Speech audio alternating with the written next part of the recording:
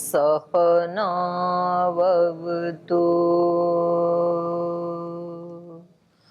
सहनौ भुनक्तु सह वीर्यङ्करवावहै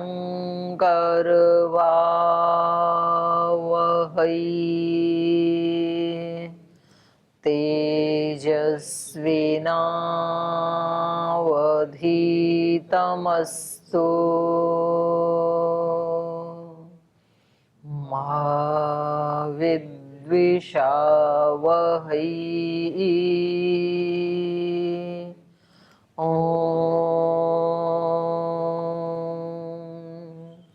शांति शांति शांति।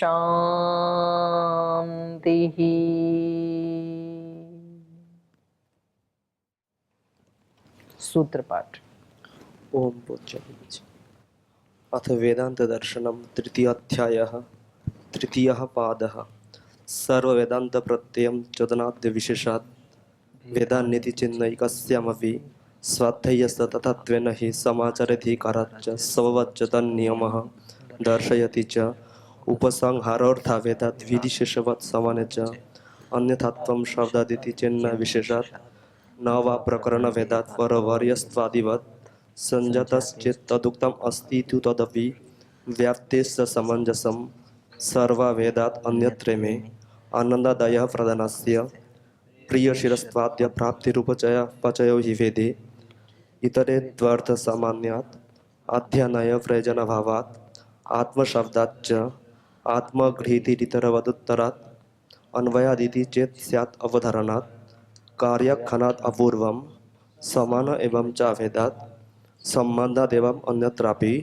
न वा विशेषात् दर्शयति च समृद्धिद्युव्याप्तविचातः पुरुषविद्यायामेव इत्येतरेषाम् अनाम्नानात् वेदाध्यर्थवेदात् हनौदुपायन शब्दशेषत्वात् कुशाच्छन्दस्तुत्युपगानवत् तदुक्तं सम्परायतर्तव्यभावात् तथा ह्यन्ये छन्दत उभयाविरोधात् गतेरर्थवत्तमुभयता अन्यथा हि विरोधः उपपन्नस्तल्लक्षणार्थ लोक उपलब्धिर्लोकवत् अनियमः सर्वासाम् अवृद्धः शब्दानुमानाभ्यां यावत् अधिकारम् अवस्थितिराधिकारिकाणाम् अक्षरधियां तवर्धः सामान्यतद्भावाभ्याम् औपसदवत् तदुक्तं यदा मननात् अन्तराभूतक्रमवत् स्वात्मनः अन्यथा वेदानुपत्तिरिति चेन्नोपदेशान्तरवत् व्यतिहार विषिञ्चन्ति हितरवत् सैव हि सत्यादयः कामादितरत्र तत्र चैतनादिभ्यः कामादि इतरत्र तत्र चैतनादिभ्यः आदरादलोपः आलोपः उपस्थितेतस्तद्वचनात् तन्निर्धारणनियमस्तदृष्टेः पृथक् प्रतिबन्धः फलं प्रधानवदेव तदुक्तं लिङ्गभूयस्त्वात् तद्धि बलीयस्तदपि पूर्वविकल्पः प्रकरणात् स्यात् क्रियामानसवत् अतिदेशाच्च वेद्यैव तु निर्धारणात् दर्शनाच्च श्रुत्यादिबलीयस्त्वाच्च न बाधः अनुबन्धादिभ्यः प्रज्ञान्तरपृथक्त्वात् दृष्टश्च तदुक्तं न सामान्यात् अप्युपलब्धेर्मृत्युवन्न हि लोकापत्तिः परेण च शब्दस्तदाद्विध्यं भूयस्त्वात्वनुबन्धः एक आत्मनः शरीरे भावात् व्यतिरेकस्तद्भावाभावित्वान्नतुपलब्धिवत् अंगापबद्धास्तु न शाखासु हि प्रतिवेदं मंत्रादिवद् वा विरोधः भूम्नः क्रतुवज्जायस्त्वं तथा हि दर्शयति नाना शब्दादिभेदात् विकल्प विशिष्टफलत्वात् काम्यास्तु यथा कामं समुच्चयरन्न वा पूर्वहेत्वभावात् अंगेषु यथाश्रयभावः शिष्टेश्च समाहारात् गुणसाधारण्यश्रुतेश्च न वा तत्स्वभावश्रुतेः दर्शनाच्च इति तृतीयः पादः। तो आइए अब भाष्य पढ़ते हैं।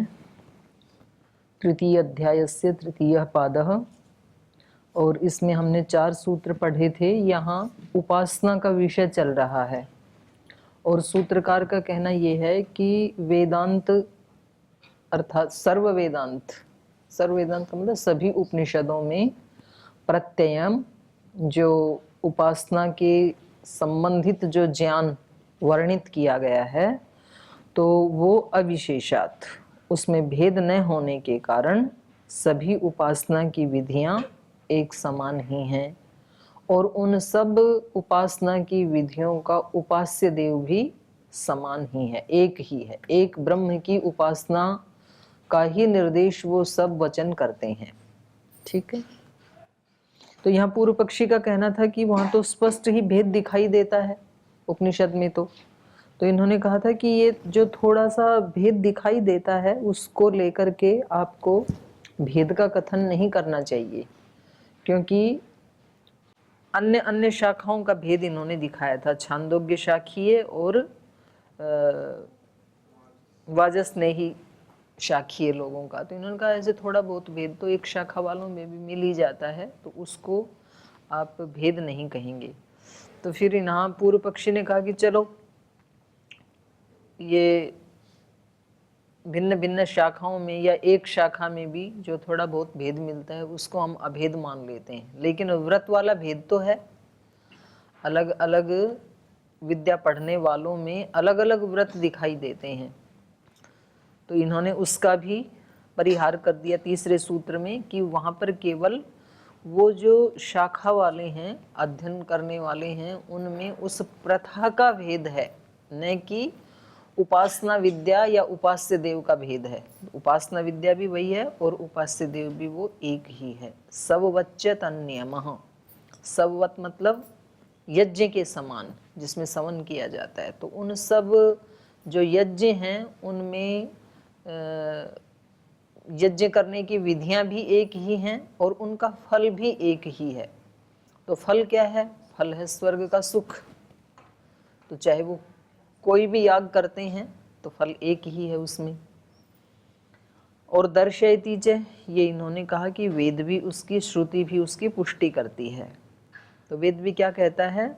सर्वे वेदा यत् पदम आमनन्ति तपांसि सर्वाणि च यद् वदन्ति यदिच्छन्तो ब्रह्मचर्यं चरन्ति तत्ते पदम संग्रहेण ब्रवीमि ओम इति एतत्। तो ये ओंकार एक की तरफ ही इशारा कर रहे हैं। रसो वै सह रसम ही एव लब्ध्वा आनंदी भवति। वो ब्रह्म क्या है? रस स्वरूप है, वो नीरस नहीं है, रूखा सूखा नहीं है। मतलब वहाँ कोई आनंद ना आए जीवात्मा को, ऐसा हो नहीं सकता है, क्योंकि वो उसका स्वरूप ही क्या है? रस स्वरूप, सब रसों का रस है। उसको पाकर के ही ये जीवात्मा आनंदी भवति। तदा ही एव एषः एतस्मिन् अदृश्ये अनात्मे अनिरुक्ते अनिलये अभयं प्रतिष्ठां विन्दते।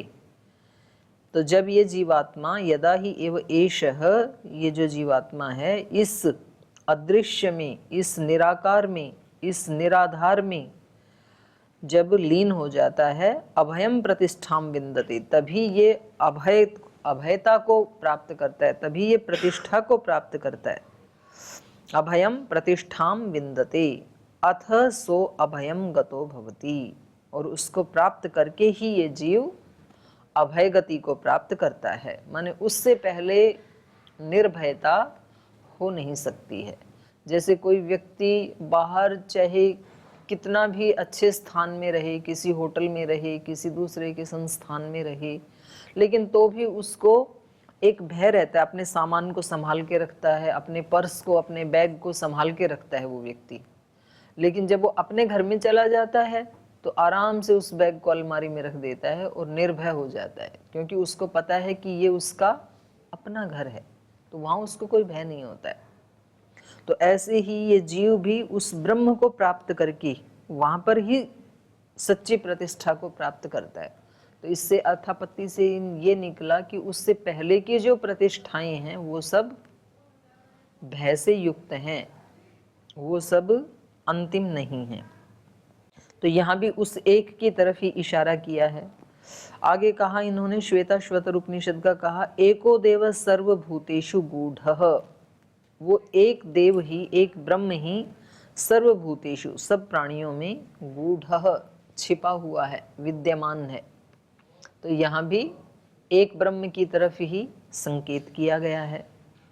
तथा और ऐसे ही छांदोग्य उपनिषद में कहा यस्तु एतम एवं प्रादेश मात्रम अभिविमानम आत्मानम वैश्वानरम उपास्ते।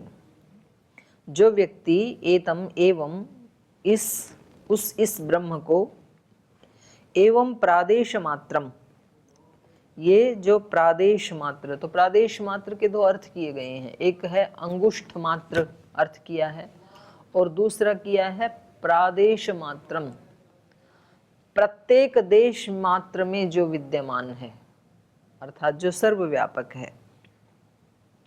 देश मात्र में जो, प्रत्येक देश मात्र में जो विद्यमान है उसको अभिविमानम, सबको मान देने वाला। ईश्वर क्या है? सबको मान देता है। माने ईश्वर की दृष्टि से हम जो जीवात्माएं हैं, हमारे पास कितना भी ज्ञान हो, ऐश्वर्य हो, तो ईश्वर की दृष्टि से वो ज्ञान क्या है? कुछ भी नहीं है। सारी पृथ्वी की दौलत भी हमें मिल जाए, ऐश्वर्य भी मिल जाए, तो ईश्वर के ऐश्वर्य की दृष्टि में वो क्या है? कुछ भी नहीं है। लेकिन तो भी ईश्वर इतना उदार है कि किसी जीवात्मा को यदि कोई छोटा मोटा ऐश्वर्य भी मिलता है तो उसको सम्मान दिलाता है। कोई छोटा सा भी तप त्याग करता है तो उसको सम्मान दिलाता है। तो ईश्वर क्या है? सबको मान देने वाला है वो, और मान दे वही सकता है जिसके पास पहले पर्याप्त मान है। ये भी सच्ची सी बात है। लोक में भी जो दूसरे को सम्मान देता है वो व्यक्ति पहले खुद महान होता है, तब वो किसी दूसरे को सम्मान दे सकता है। जिसके पास खुद ही कोई आत्मसम्मान नहीं है वो दूसरे को सम्मान दे नहीं सकता है। इसलिए जब कोई व्यक्ति हमें सम्मान देता है तो हमें ये सोच लेना चाहिए कि उस व्यक्ति के पास सम्मान की दौलत है और उसमें से वो हमें कुछ दान दे रहा है। मानो वो अपने भावों को अभिव्यक्त कर रहा है। जरूरी नहीं है कि हम वैसे हैं, उसके पास जो है वो दे रहा है, उसके पास एक देखने की दृष्टि है। तो हमारा सम्मान जरूरी नहीं है हमारा ही सम्मान है, बल्कि वो दूसरे व्यक्ति की दृष्टि की उदारता भी हो सकती है। और कोई व्यक्ति हमें अपमान दे रहा है तो जरूरी नहीं है कि वो दोष हमारे अंदर है ही, ये उस व्यक्ति की दृष्टि का दोष भी हो सकता है। दोनों चीजें उसमें जुड़ी होती हैं। तो यहाँ ईश्वर का सुंदर विशेषण दिया ये प्रदेश मात्रम अभिविमानम, सबको मान देने वाला, आत्मानम वैश्वानरम उपासते, जो जान देता है उस वैश्वानर को वो उसकी उपासना करता है। तो यहाँ भी एक ब्रह्म की ही उपासना बताई जा रही है छांदोग्य उपनिषद में भी। इतिवत, तो जैसे ये ऊपर के उदाहरण हैं, ऐसे ही वाजस्नेयिनो अपि अधीते, और ऐसे ही वाजस्नेयी संहिता वाले भी उसको एक ही मानते हैं। वहां पर क्या कहा? शतपथ ब्राह्मण का दिया इन्होंने, वैश्वानरः प्रादेश मात्रम एव अभिसंपादयिष्यामि। तो ये बाकी का पाठ वैसा ही है जैसे ऊपर था। वो जो वैश्वानर है जो प्रत्येक देश मात्र में विद्यमान है उसको मैं अभिसंपादयिष्यामि, उसको मैं प्राप्त करूंगा। क्योंकि जब वो सब जगह है, वैश्वानर है, तो वो मेरे हृदय में भी है, और जब मेरे हृदय में भी है तो फिर मेरे लिए प्राप्त करना कठिन नहीं है, क्योंकि मेरा हृदय तो मेरे सबसे नजदीक है। तो इसलिए कहा तस्मात् सर्व वेदांत प्रत्ययम ब्रह्म तथो उपासना विज्ञानम चैवम। तो इसलिए सभी वेदांतों का जो ज्ञान है, अर्थात सभी उपनिषदों का जो ज्ञान है ब्रह्म से संबंधित, वो एक ही जैसा है। ब्रह्म तथा उपासना विज्ञानम, वो ब्रह्म भी एक है सबका और उसकी उपासना का विज्ञान भी एक ही है। स्थिते सर्व वेदांत प्रत्ययत्वे ब्रह्मणः, तो कह रहे इस प्रकार से उस ब्रह्म का सर्व वेदांत प्रत्ययत्वे स्थिते, सारा ज्ञान उन सभी उपनिषदों का ब्रह्म से संबंधित ज्ञान एक ही जैसा है। ये बात स्थित होने पर, ये बात स्पष्ट होने पर आगे कह रहे हैं उपसंहारो अर्थाभेदात् विधिशेषवत् समाने च।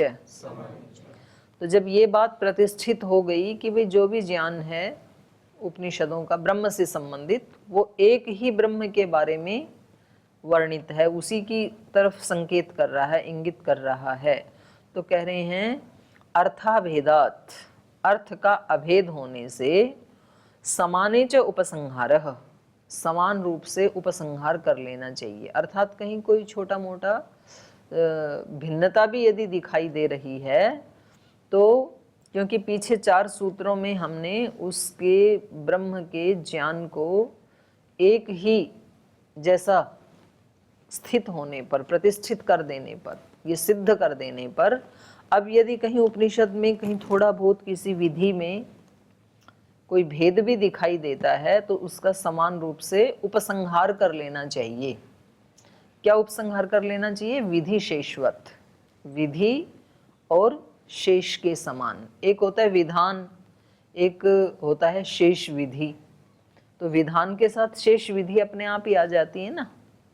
तो जो मुख्य विधान है, जैसे यज्ञ याग आदि करते हैं, तो उसमें क्या करते हैं, किसी एक याग में मूल प्रकृति का विधान कर दिया कि भाई ये मूल प्रकृति है, फिर उसके आगे जो हैं उनमें केवल मुख्य जो मंत्र हैं उस याग से संबंधित उनका विधान किया जाता है, तो ये उसके साथ ही जुड़ जाएगा जाकर के।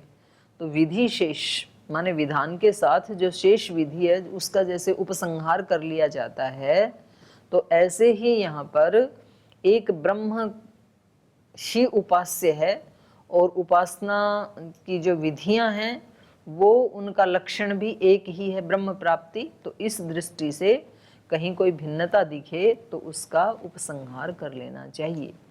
समाने खलु उपासना विज्ञाने समाने च उपास्ये तत्र तत्र वेदांतेषु प्रोच्यमानानाम उपास्य गुणानाम अन्यत्र वेदांत स्थले किल उपसंहार उपसंग्रह परिगणन समत्व संबंधः कर्तव्यः।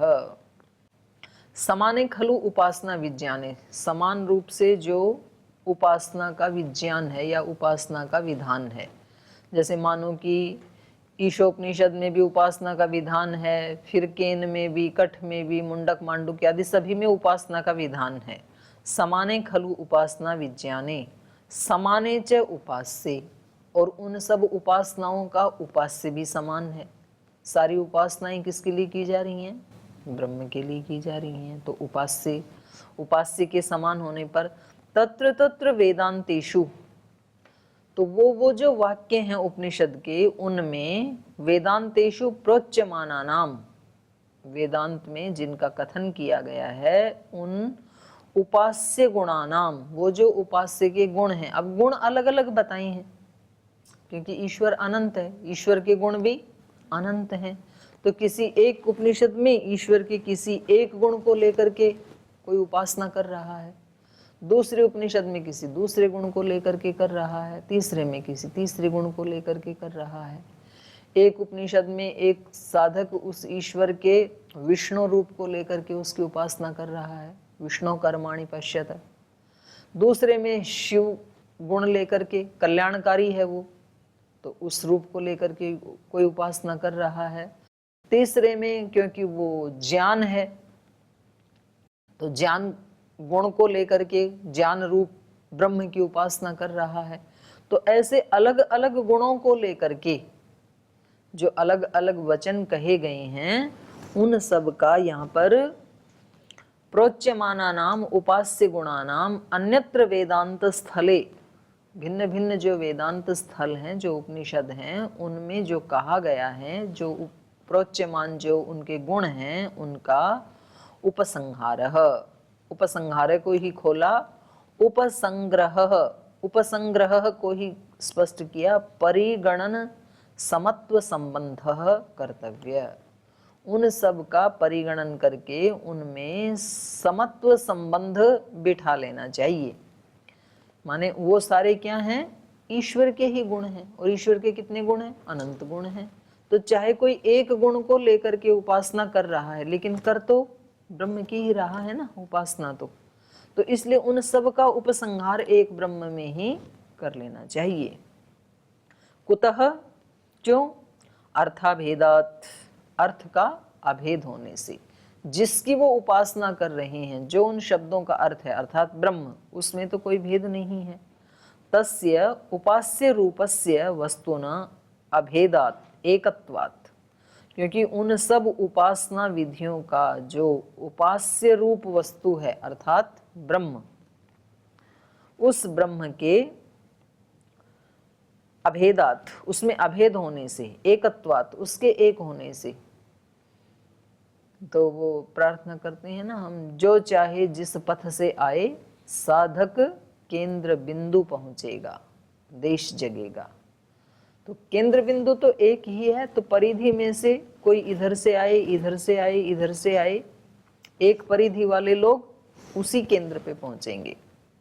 तो यहाँ उपनिषद जो है उसके जितने भी वचन हैं वो ईश्वर के भिन्न भिन्न गुणों को लेकर के उपासना की पद्धति में उस दृष्टि से कहीं भेद हो सकता है, लेकिन उन सब वचनों का, उन सभी उपासना पद्धतियों का उपास्य तो एक ही है। कथम इति उच्यते, कैसे एक है भाई, वो उसके बारे में कह रहे हैं। विधि शेषवत, यथा विधि शेषाणाम अग्निहोत्रादि धर्माणाम अन्यत्र उक्तानाम सर्वत्र अग्निहोत्रादि कर्मणि उपसंग्रह क्रियते। कह रहे हैं जैसे विधि शेषाणाम अग्निहोत्रादि धर्माणाम, अग्निहोत्रादि के जो धर्म हैं, जो विधि शेष से युक्त हैं, अन्यत्र उक्ता नाम, मानो एक बात कहीं, प्रथम जो प्रकृति याग बोलते हैं उसको प्रकृति याग में कह दी, आगे फिर कुछ बातें विकृति याग में कह दी, तो दोनों का क्या कर लिया जाता है, उपसंहार कर लिया जाता है। जैसे हम दिवाली को यज्ञ करते हैं, होली को यज्ञ करते हैं, तो कुछ विशेष मंत्र बोले जाते हैं ना, और वो पुस्तक में यही दिया है कि भाई ये दिवाली के मंत्र हैं, तो हम सीधा वहां से शुरू नहीं करते हैं। पीछे का जो वो है मुख्य यज्ञ, जो प्रकृति यज्ञ, उसको हम ले आते हैं पहले और उसके बाद उसका विधान कर देते हैं। तो ऐसे ही यहाँ पर भी विधि शेषवत अन्यत्र उक्तानाम सर्वत्र अग्निहोत्रादि कर्मणि उपसंहारः क्रियते। सब जगह अग्निहोत्रादि में जो कर्म बताए हैं उन सब का उपसंहार कर लिया जाता है। होत्र रूपस्य अर्थस्य अभेदात्, क्यों? क्योंकि वो जो जितने भी वचन हैं, मंत्र आदि हैं, वो सब होत्र रूपी जो अर्थ है, क्योंकि सारे वचन किसके लिए हैं, यज्ञ रूप भगवान के लिए हैं, तो उनका फल जो है, उनका जो उपास्य है यज्ञ भगवान, उसका अभेदात, अभेद होने से हम उन सब का उपसंहार कर लेते हैं। तथैव अत्र अपि विज्ञेयम्, ऐसे ही यहाँ भी जान लेना चाहिए कि अलग अलग, नहीं तो फिर ना वो कई बार व्यक्ति इसी के अंदर ही झगड़ा कर देते हैं कि भाई उपासना पद्धति कौन सी ठीक है। तो आप पूछ रहे थे ना आरती जी उस दिन कि ये आप जो यज्ञ करते हो ये तो अलग है, और हमें जो आपने पुस्तक में दिया वो तो अलग है। तो ऐसा नहीं है। तो हाँ, तो आपको समझ में आया ना। तो ऐसे ही कई बार एक धर्म वाले भी उसमें कई बार झगड़ा कर देते हैं कि भाई ये क्रम ऐसे होना चाहिए। यहाँ तक कि पात्र भी बोले ये जो आचमन पात्र उसके साथ जो प्लेट है, तो प्लेट अलग रखनी चाहिए और चम्मच और गिलास अलग रखना चाहिए। दूसरे बोले नहीं, वो गिलास चम्मच प्लेट के अंदर रखनी चाहिए। बोले हाथ धो के पीछे पानी डालना चाहिए, बोले नहीं पीछे नहीं डालना चाहिए, प्लेट के अंदर डालना चाहिए। तो ऐसे छोटे छोटे त्रुटियों को लेकर के भी कई बार हम उसमें विभिन्नता पैदा कर लेते हैं, तो उसकी आवश्यकता नहीं है। मुख्य बात यह है कि वो जल आचमन के लिए है और अंग स्पर्श के लिए है, अंगों की शुद्धि के लिए है, वो हो जानी चाहिए। अब चाहे उसको बोले नहीं वो गिलास के बाईं तरफ रखना चाहिए, कुछ कहेंगे दाहिनी तरफ रखना चाहिए, तो उससे कोई अंतर नहीं पड़ता है। अथ आशंका निवार्यते, अब आशंका का निवारण कर रहे हैं। एक्चुअली यहाँ पर पहले आशंका उठानी चाहिए थी और फिर इस सूत्र से उसका निवारण करना चाहिए था, तो यहाँ थोड़ा प्रिंटिंग में आगे पीछे हो गया। आशंका नीचे भाष्य में है, पहले वो आएगी। आशंका ये है, एतत् सूत्र भाष्ये शंकराचार्यादि भाष्यकारैः भिन्न भिन्न उदाहरणानि खलु उपसंहारः प्रसंगतो बाह्यानि कल्पितानि, परंतु सूत्रमिदं न उदाहरणम अपेक्षते। ये कहना ये चाह रहे हैं कि इस सूत्र के ऊपर, अर्थात 5 नंबर सूत्र के ऊपर, उपसंहारो अर्थाभेदात, इस सूत्र के ऊपर शंकराचार्य आदि के जो भाष्य हैं और जो भाष्यकार हैं, उन्होंने भिन्न भिन्न उदाहरणानि खलु उपसंहार प्रसंगो, ये उपसंहार और प्रसंगो एक ही शब्द है, मिला लीजिए, उपसंहार प्रसंगो बाह्यानि कल्पितानि। तो यहाँ उन्होंने जो उदाहरण दिए हैं ना, तो वो बाहर के उदाहरणों की कल्पना करके यहाँ पर उदाहरण दे दिए जो उन्होंने भाष्य किया है। परंतु सूत्रम इदम न उदाहरणम अपेक्षते, लेकिन कह रहे हैं इस सूत्र में उदाहरण की अपेक्षा ही नहीं, उदाहरण बाहर के देने की कोई आवश्यकता नहीं थी, क्योंकि यहाँ पर केवल एक बात कही जा रही है, उपसंहारो अर्थाभेदात विधि शेषवत समानिचे, इतनी बात कही जा रही। तो इसमें इससे बाहर के, माने उपास्य और उपासना, इस विषय से बाहर के उदाहरण देने की आवश्यकता नहीं थी, अपेक्षा नहीं थी। अस्ति ही उपसंहार विषये परिभाषा रूपम सूत्रम इदम, क्योंकि ये सूत्र क्या है, ये परिभाषा रूप है। और परिभाषा सूत्र कैसे होते हैं, जहां जहां वो संज्ञा उपस्थित होगी वहां वहां वो परिभाषा सूत्र उपस्थित हो जाएगा शास्त्र में, जैसे व्याकरण आदि में भी देखते हैं ना हम। तो ये एक परिभाषा सूत्र है कि भाई उपसंहार कर लेना चाहिए। तो जहां जहां भी उपासना की विधि का वर्णन किया जाएगा वहां वहां ये परिभाषा उपस्थित हो जाएगी, उपसंहार वाली। तो बोले यहाँ उदाहरण देने की जरूरत नहीं थी।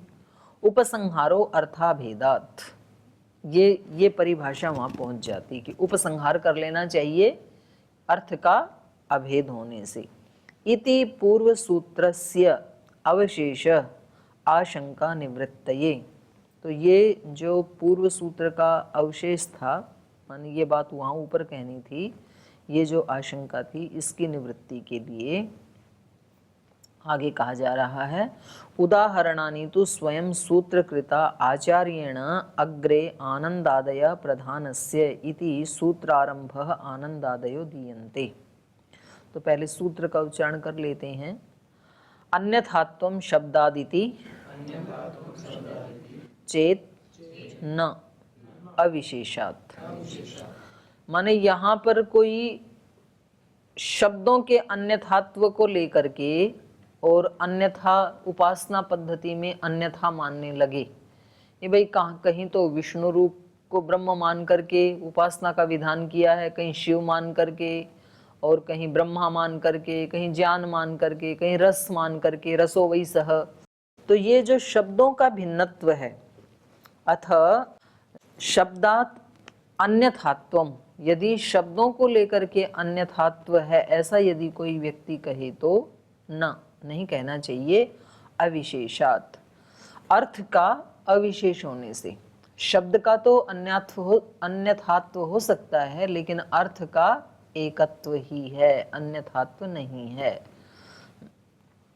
तो उसको कह रहे हैं ये, उस शब्दों के अन्यथात्व का भी उपसंहार कर लेना चाहिए, ये परिभाषा यहाँ भी आ जाएगी। तो कह रहे हैं उदाहरणानि तु, शंकराचार्य जी ने इस सूत्र के जो उदाहरण दिए हैं वो उदाहरण देने की आवश्यकता नहीं है। उदाहरणानि तु स्वयं सूत्रकृता आचार्येण, जो इस ग्रंथ का सूत्रकार है अर्थात व्यास आचार्य जी, व्यास ऋषि, उन्होंने अग्रे आनंदादय प्रधान से, जो 11 नंबर सूत्र है ना इसी पाद का, अगले ही पृष्ठ के ऊपर है, देख लीजिए। सर्वाभेदात अन्यत्र इमे आनंदादयः प्रधानस्य, माने सब का अभेद होने से, इमे प्रधानस्य आनंदादयः, ये जो भिन्न भिन्न नाम हैं ये उस प्रधान के ही हैं। प्रधान मतलब ब्रह्म के, उस परमात्मा के ही। आनंद आदि शब्द पहले भी आए हैं ना, आनंद, आकाश, ज्योति, ऐसे बहुत सारे शब्द आए हैं। दहर, प्राण, हृदय, ये सब उसी के ही हैं, भिन्न भिन्न नाम। तो बोले ये तो सूत्रकार खुद ही सूत्रों में ही इसका उदाहरण दे रहे हैं, तो यहाँ पर बाहर के उदाहरण देने की आवश्यकता नहीं थी।